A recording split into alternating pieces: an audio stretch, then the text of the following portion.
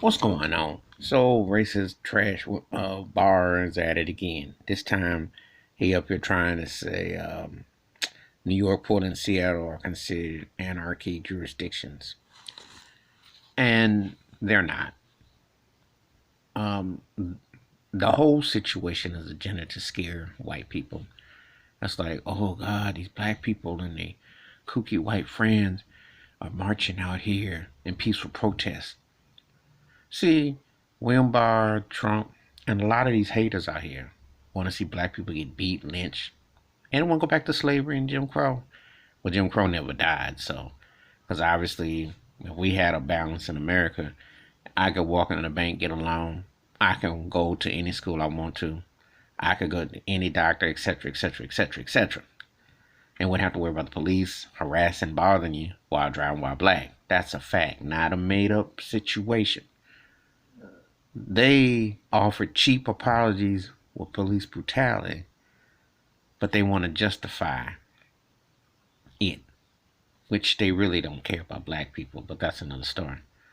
But if you've gone to New York, Portland, and Seattle, they're not anarchy. And this notion that they're so liberal, if they were so liberal, they wouldn't beat outbreak in the first place. See, that's where they contradict and they're wrong.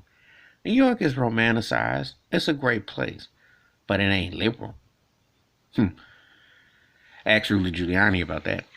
You knew where Little Italy was. You knew where this place was, that place was. Yeah, you go through there, but that didn't mean that you were going to get loved and welcome there. Mm-hmm. And Portland, decent place, etc. But they've had racial issues, and Seattle too. If you go in any of them places, you know they ain't this romanticism that these places are so let you do what you want and let you. That's why people were protesting because of the racism with the racist polices in those situations. That's why.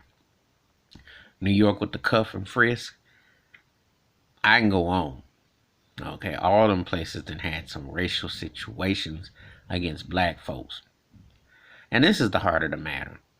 When you're dealing with a DOJ who's pushing the bigot agenda, white supremacy situation with Trump, what do you expect? They're ignorant, they're racist, and they want white privilege, and they don't want to share nothing. No, because to be honest with you, white America has never shared anything with black folks in this country. Like that minister said to Trump 2 weeks ago, when was America ever great to African Americans again? When was it? I want to know. So to say that places has anarchy and that they're all, if that was I always said, and to quote James Brown with the big payback, if African Americans ever got together strong and gave America the real big payback for slavery, institutionalized and systematic racism and oppression and everything, oh, bet your bottom dollar airplanes would find a way to get us up out of here and paid and gone.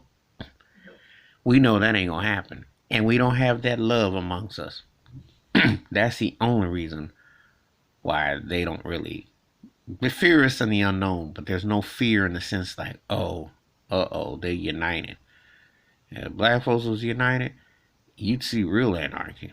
If they was united, you wouldn't have to talk about it. You'd have to pay about it. Mm-hmm. Anyway, that's my thoughts and take about that old racist trash. DOJ trying to say that New York, Portland, and Seattle are anarchy, which it ain't. But give me your thoughts and your takes. Hit the like and subscribe and the bell rings in the video. Wash your hands, keep your mind clear, watch out for one another. And the good old scary white propaganda to sell the conservative agenda is like the ghost of the past. They still trying to keep it around like, ooh, yeah. That's what they trying to do to you. Don't buy it.